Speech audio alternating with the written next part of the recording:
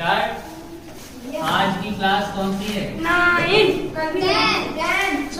Class 10। ठीक है, date बता दो। 4 8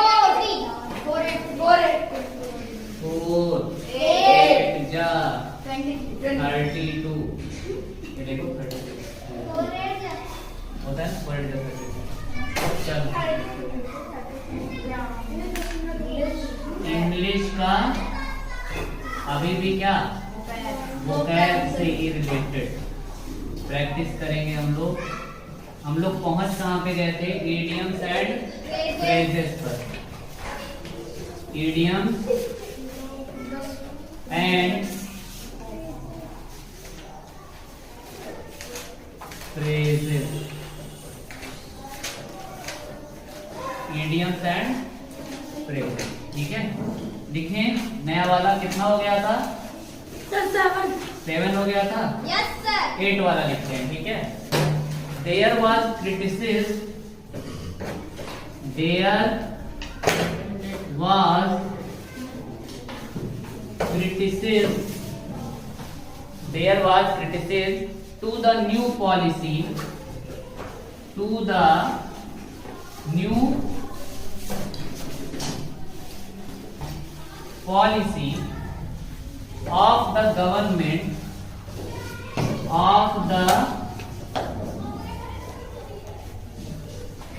government by the rank and by the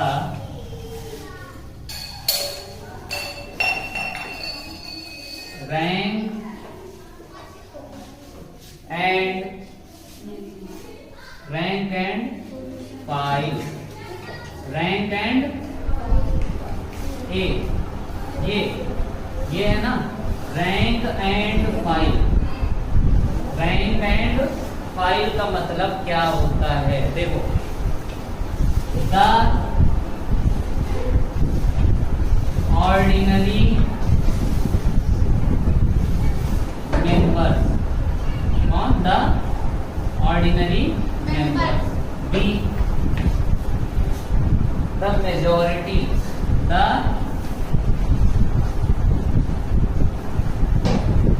majority, C, the official, the officials, the ministers, the minister. ठीक है। तो कह रहा है कि गवर्नमेंट ने एक न्यू पॉलिसी क्या की? गवर्नमेंट ने एक नई पॉलिसी बनाई, तो उसमें क्रिटिसिज्म आ गया, मतलब कि उसका लोग विरोध करने लगे। क्या करने लगे? विरोध, है ना? क्या करने लगे? विरोध। अब ये बताओ, ज्यादा लोग, द मेजोरिटी मतलब जो बहुत ज्यादा थे वो, कि द ऑफिशियल जो मतलब जिनके पास पावर है वो लोग, या फिर मिनिस्टर्स करने लगे। रैंक एंड फाइल का मतलब क्या होता है?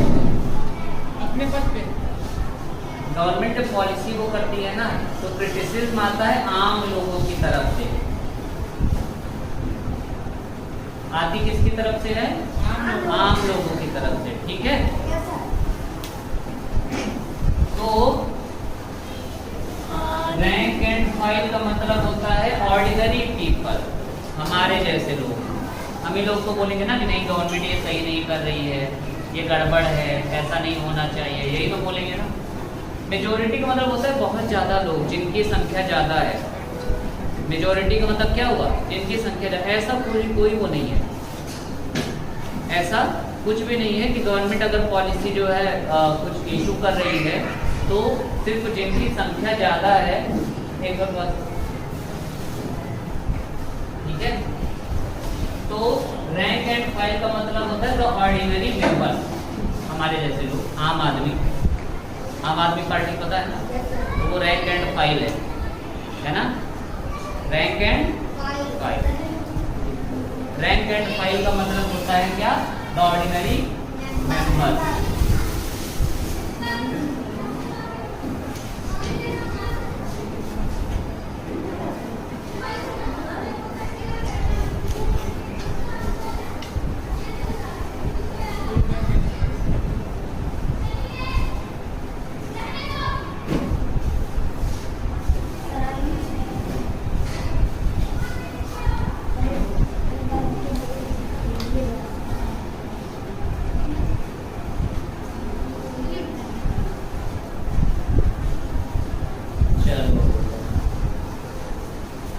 लिखा हुआ है कौन सा होगा इस बार 9 वाला कह रहा है it is not good, it is not good to add fuel to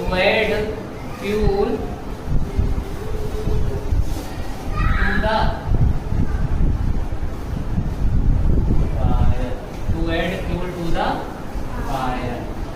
आग में घी डालना, आग में घी डाल, कहते हैं ना कि आग में घी डालने वाला काम मत करो भैया, कहते हैं ना।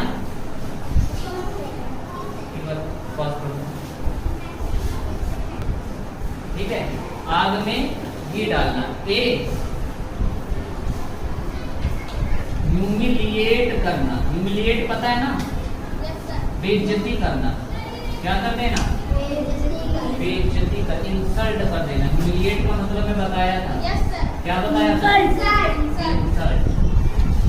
या फिर एग्रेवेट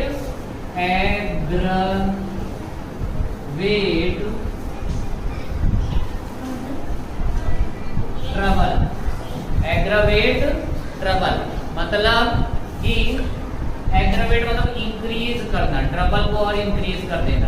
आग तो पहले ही लगी थी, उसको भड़काने के लिए तुम उसमें और घी डालो।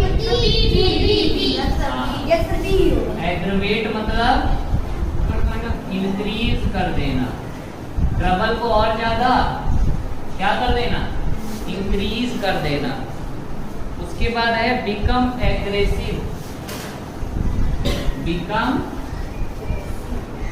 एग्रेसिव। क्यों गुस्से में आ जाते हो, आग में घी डालने मतलब क्या, अरे गुस्सा हो गए हो, आग में घी डालकर आ गए हो ना, गलत हो जाता ना। और डी है लाइटेन। लाइटेन मतलब कि क्या, आग में घी डाल देते तो मूड एकदम अच्छा हो जाता है, अरे वाह बढ़िया है, अब तो और तड़क तड़क के चल रहा है।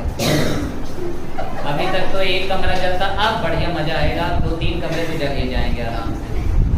हाँ मतलब ये लिटरली वो मतलब नहीं है कि आग में घी डालने, आग में घी डालने का मतलब है कि कोई बात बढ़ रही है, जैसे मान लो लड़ाई झगड़ा हो रहा है, उसमें तब तक कोई और आया और कह रहा है कि पता है ये भी बोला था तुमने, तो वो आग में घी डालने का काम कि पहले ही वो एक तो लाठी डंडा मार रहा है, मुक्का मारे पड़ा है, उसके बाद आगे बोलोगे अरे सुनो, इतना ही नहीं, तुमको लग रहा है कि तुमको बस ये बोला था, ये सिर्फ तुमको नहीं, तुम्हारे पापा को, मम्मी को, सबको बोल रहा था।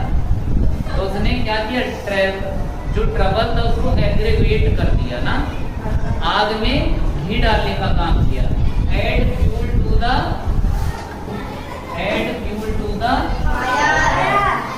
कि कहाँ थोड़ी देर में बात खत्म हो जाती, कहाँ बात इतनी फैल रही है ना, यही होता है ना।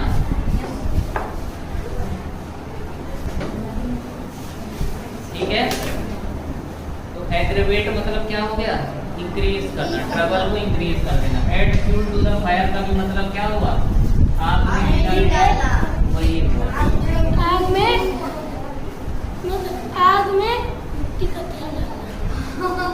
हाँ, आग में पेट्रोल डालना।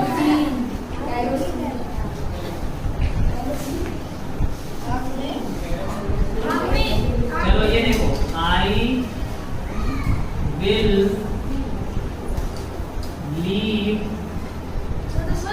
No stone unturned. I will leave no stone unturned to satisfy my superiors. कौन सा नंबर है? ए। यहाँ पर ये है leave no stone unturned, leave no stone unturned, कोई भी पत्थर ऐसा नहीं छोड़ूंगा जिसको मैं घुमाया ना हो, पलट डालूंगा सब, है? तो मतलब समझना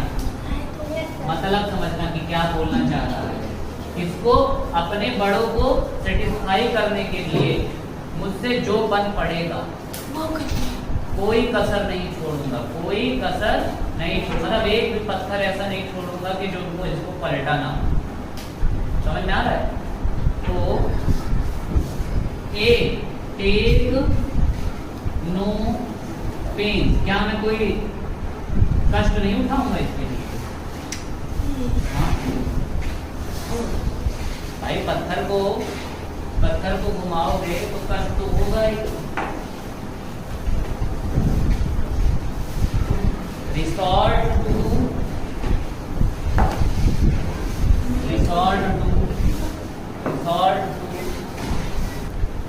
ठीक है।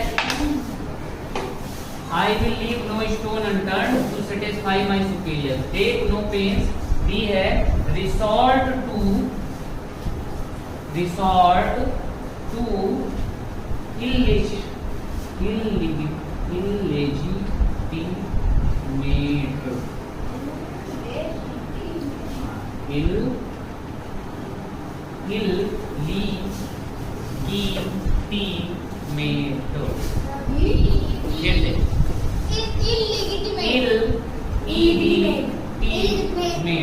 illegitimate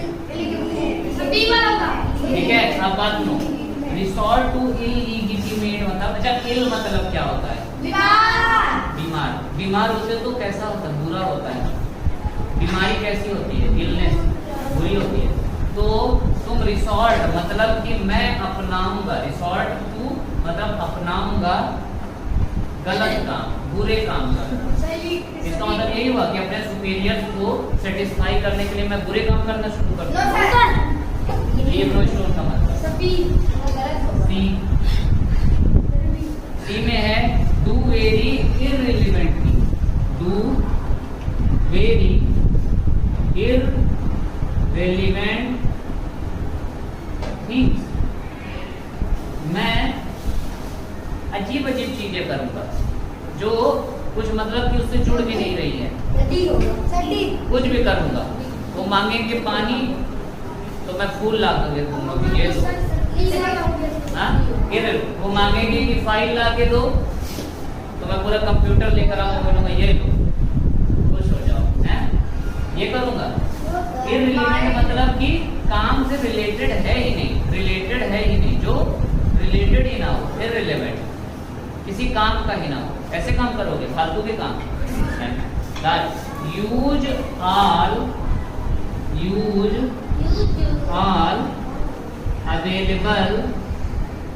अवेलेबल मीन्स क्या है? मतलब जितनी भी चीजें होंगी वहां पे उसका यूज कर डालूंगा कि कुछ भी करके मैं सेटिस्फाई करूंगा। लीव नो स्टोन अनटर्न्ड का मतलब ये हुआ कि सब पत्थर पलट डालूंगा, क्या पता कुछ काम की चीज किसी न किसी पत्थर के पीछे मिल ही जाए ना। अगर इसमें ये निकालोगे तो, और सुपीरियर को अगर खुश करना है, मान लो मैं तुम लोगों का सुपीरियर हूँ क्योंकि मैं टीचर हूँ, तुम लोग जूनियर हो, तो मुझे खुश करने के लिए तुम जितनी भी चीजें तुम्हारे पास है तुम क्या करोगे?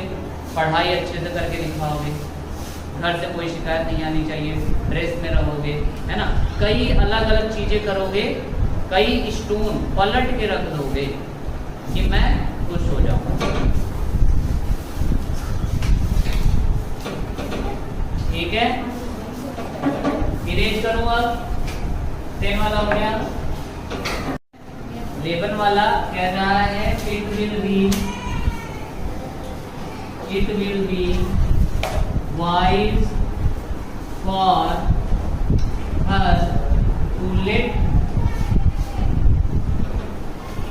Bygones let bygones let the be let the bygones be by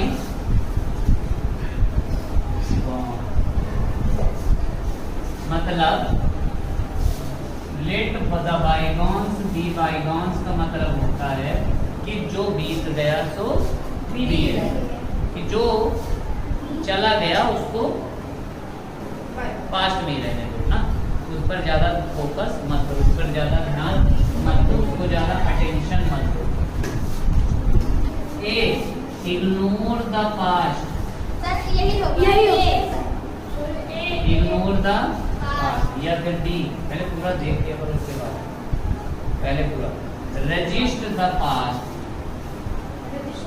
resist the past मतलब पास्ट को, पास्ट में जो हुआ है उसको अभी दिमाग में आने से रजिस्ट करो, रोक लो। पास्ट में जो हुआ है उसकी वजह से अभी कुछ नहीं होना चाहिए। सी रिवाइव द पास्ट, पास्ट में जो हुआ है उसे दोबारा से पुनर्जीवित कर लो। रिवाइव करना मतलब हाँ पुनर्जीवित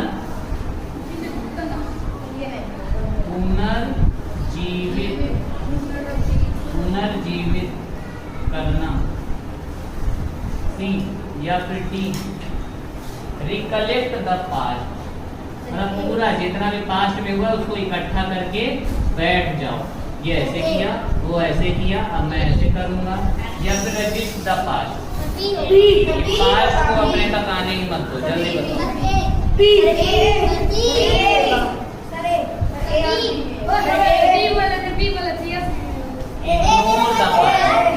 पास्ट को इग्नोर कर दो भैया, जो हो गया हाँ ठीक है जाने दो। रजिस्ट द पास्ट का मतलब क्या? रजिस्ट द पास्ट का मतलब कि नहीं, दिमाग में आने दो, फिर उसके बाद बोलोगे अरे नहीं ये अच्छी बात नहीं, जान दो। ऐसे पकड़ो जैसे तुम्हें कोई ऐसे पीठ पे तुम्हारे मार कर चला गया है, ठीक है। दूसरे दिन आए, दूसरे दिन भी पता नहीं क्यों जल्दी से छुट्टी हो गई, तो वो लड़का उस दिन तुम्हें मिला कि नहीं। फिर तीसरा दिन हो गया, तीसरा दिन वो लड़का स्कूल ही नहीं आया।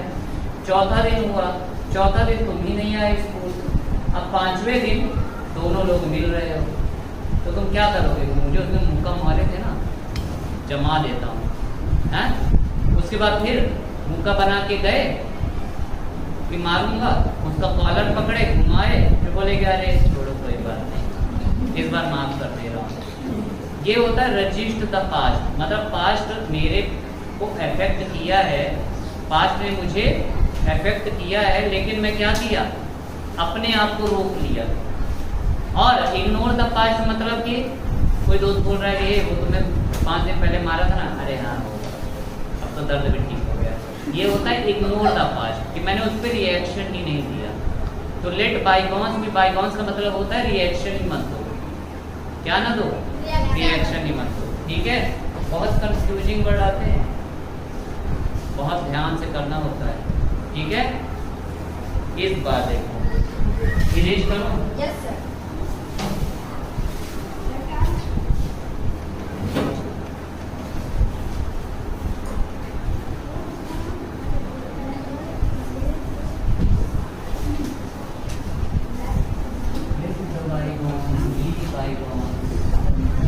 कौन सा था?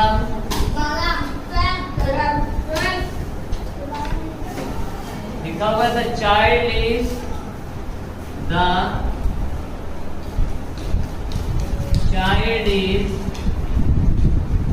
Father of the man. बच्चा इंसान का बाप होता है, ये तो लिखा है। बच्चा इंसान का बाप, बच्चा इंसान का बाप है। पीपल, ध्यान से, people who talk a lot, जो बहुत ज़्यादा बात करते हैं और थ्रीटेन या डरे हुए होते हैं, may not be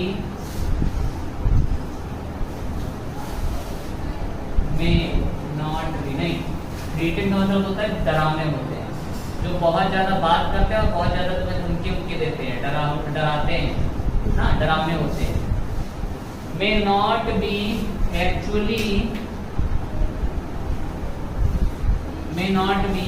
actually harmful, क्या पता वो सच में हार्मफुल, हाँ, जो बहुत ज्यादा कहते हैं ना कि गरजने वाले बादल,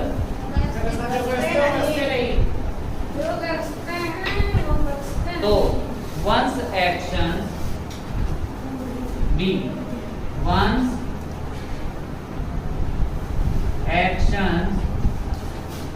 whether good or bad,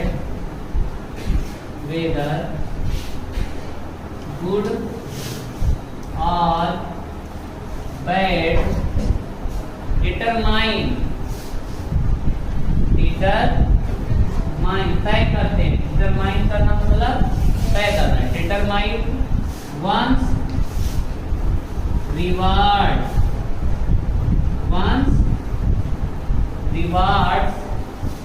और पनिशमेंट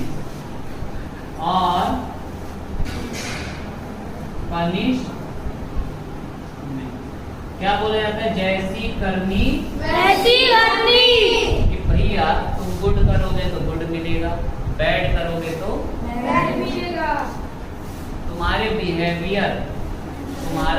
बिहेवियर तय करेगा कि तुम्हें कैसा रिवार्ड मिलेगा, तुम्हें रिवार्ड मिलेगा या पनिशमेंट मिलेगी। अच्छा काम करोगे रिवार्ड मिलेगा, गलत काम करोगे पनिशमेंट मिलेगा। See the character of a child,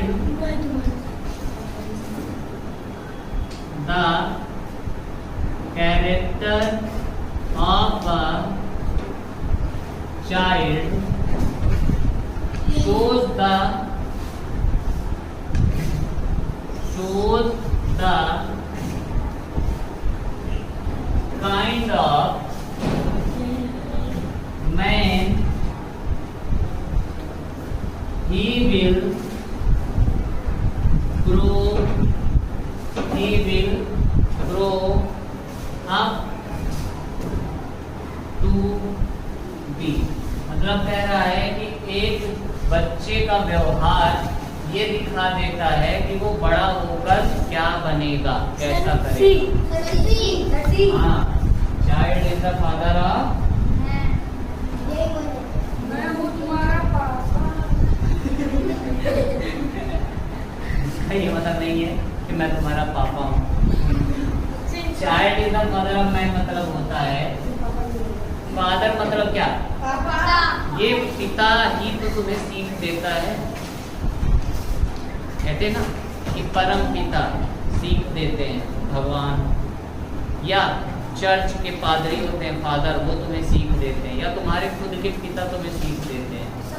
तो कह रहे थे child is father of the man, मतलब एक बच्चा ही बड़ा आदमी बन के कैसा दिखाएगा, कैसी सीख वो सीख दे देता है। वो बचपन में जैसा बिहेव करता रहता है ना, तो वो अपने बड़े का एक तरह से सीख दे देता है कि मैं ऐसा ही बनूंगा भैया, जो कि सही नहीं है, कई बार गलत हो जाता है, कोई बात नहीं।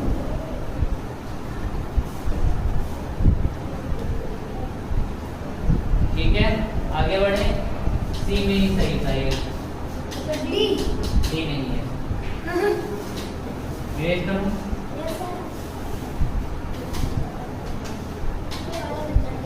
आवाज आ रही है।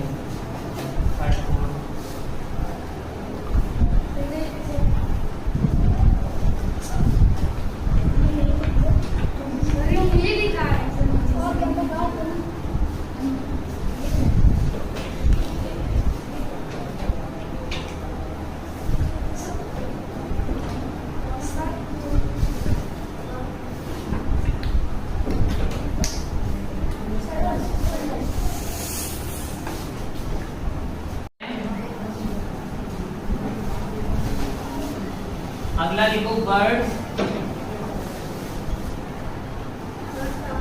Birds of A feather, feathers, flock, flock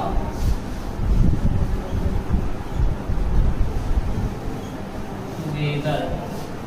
Birds of a feather flock together.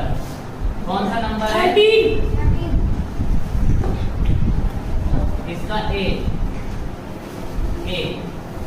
It is better to accept. It is better to accept the little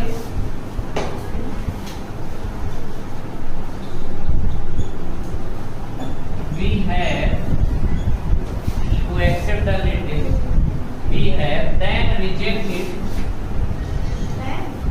then reject it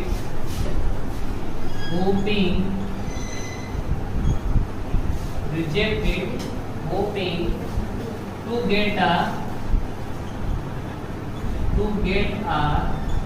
lot better, to get a lot better नहीं later, lot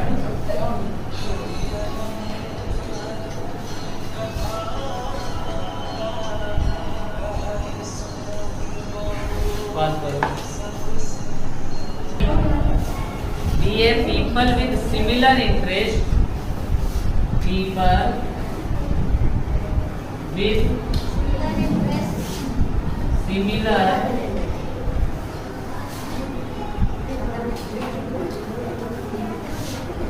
interest and taste होता है ना, एक ही तरह का interest और test है ना, ये इंटरेस्ट एंड टेस्ट वही। टेंड टू ग्रुप मतलब सेम तरह का इंटरेस्ट और सेम तरह का पसंद जिनका होता है वो एक ग्रुप बनाते हैं। ऊपर पढ़ो, birds of a feather flock together मतलब जिन पंछियों के पंख होते हैं वो एक साथ इकट्ठी होती हैं। सभी होगा समझ में आया? यस सर सभी। पंख से मतलब क्या है? ग्रुप। हाँ देखो पंख रहेगा तो इसका मतलब कि क्या टेस्ट सेम है ना, पंख है। और पसंद क्या है उनको? पंख है तो उड़ना पसंद है, तो उड़ने वाले पंछी एक साथ, पानी में तैरने वाले पंछी जिनके पंख का वो यूज पानी तैरने में करते हैं। समझ में आ रहा है? तो ऐसे सेम इंटरेस्ट के लोग क्या एक साथ रहना, ग्रुप में रहना पसंद करते हैं। सी में देख लो क्या लिखा था। सी में था the character of a child shows the kind of man he will grow up to be. सही है? The character of a child, कौन सा था चाइल्ड वाला? The child is the father of man. Last वाला था there are often early indications of future happening. क्या future में जो होने वाला है उसका थोड़ा थोड़ा कुछ ना कुछ वो लग जाता है, गेस लग जाता है। बात सही थी? Birds of a flock together का मतलब यही था। Birds of a feather flock together का मतलब यही था क्या ना? चलो आगे पढ़ते हैं। ये वाला बहुत फेमस है, ठीक है? इसी वाला छोड़ो, ये वाला इसके बाद में जो लिखवाऊंगा 14 वाला बहुत फेमस है, कई बार आ चुका है, तो ध्यान से समझ के उसके बाद में आंसर बताना है। इस बार चार सभी जितने भी ऑप्शन है पूरे ऑप्शन लिखोगे, ठीक है? इस बार जितने भी ऑप्शन है उनको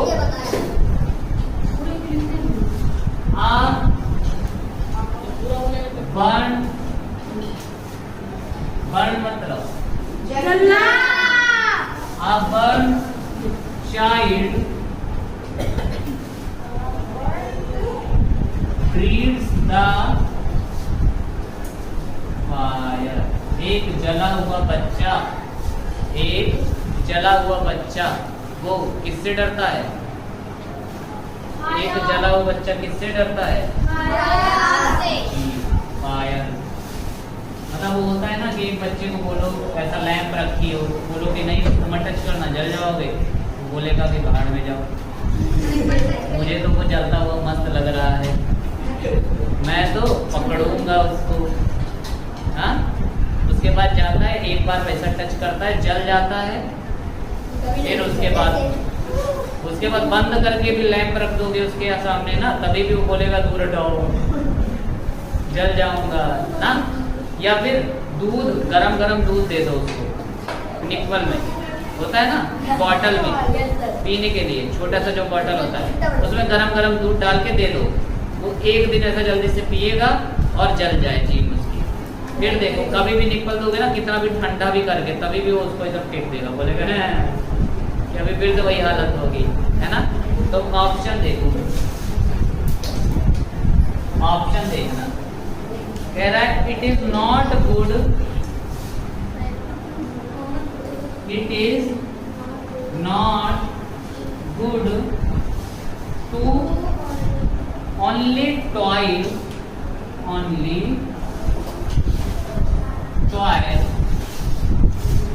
and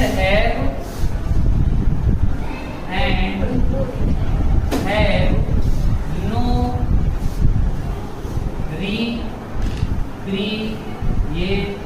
recreation।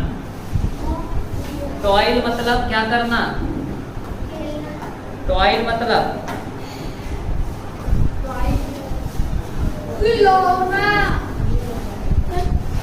Work,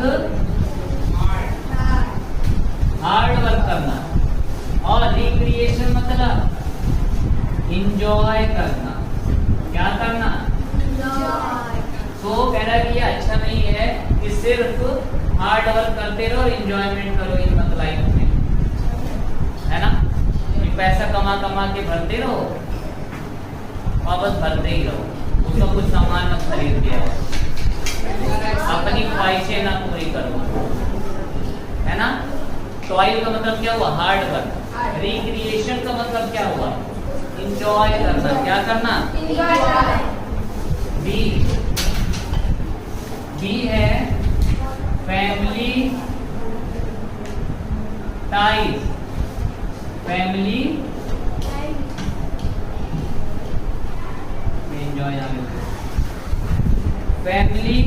ties are stronger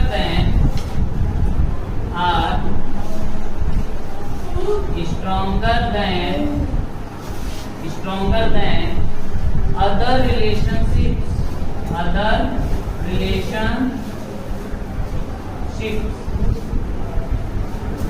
कह रहा है कि जो परिवार का बॉन्ड होता है ना, टाई होता है, जो जुड़ाव होता है, वो और कोई भी रिलेशनशिप से तगड़ा होता है, ग्रेटर होता है। बात सही है?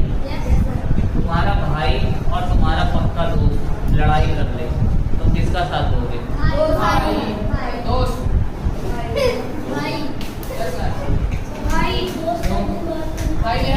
दोस्त से पैसा पाते हो क्या? बहन है, बहन है।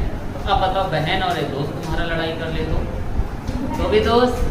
बहन को बोलोगे जा और मार खा, चार खा।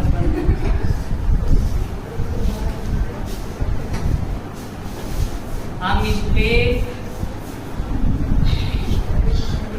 can be a great teacher। A great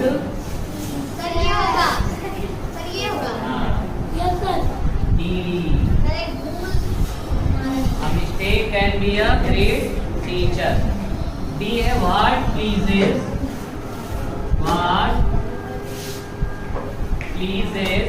the side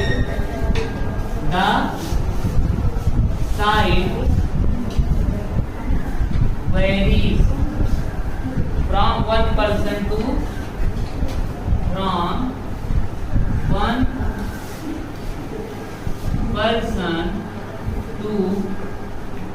other।